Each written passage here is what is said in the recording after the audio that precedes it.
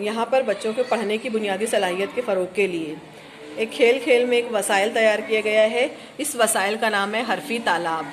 इस तालाब में हमने यहाँ पे जितने भी हरूफ तहज्जी के हुर्फ हैं उन हरूफ की मछलियाँ तैयार की है। उसमें हिकारी अल्फाज को भी डाला गया है और इस हरफी तालाब में एक यहाँ पे कांटा तैयार किया गया है। इसकी मदद से बच्चे को बुलाना है और यहाँ पर इसमें से कोई सा भी एक हर्फ यहाँ से इस मछलियों को जितनी मछलियाँ पकड़ सकता है बच्चा वो मछलियाँ पकड़ेगा और उसके बाद में यहाँ पर जो अब मछलियाँ निकली है उसमें से इस हर्फ की पहले शनाख्त करेगा कि ये भो है, भालू का भो है, इसकी आवाज़ है भो और इससे भालू और एक जुमला बोलेगा कि भालू सर्कस में होता है, भालू का रंग काला होता है। इस तरीके से बच्चा उस हर्फ की शनाख्त करते जाएगा। ये है ठो ठेले का ठो। बच्चा बोलेगा इससे एक लफ्ज़ के ठेला। ठेले पर बाज़ार में बहुत सब्जियां बिकती है, फ्रूट्स बिकते हैं, फल बिकते हैं और बहुत सारी चीज़ें इस ठेले पर बेची जाती हैं।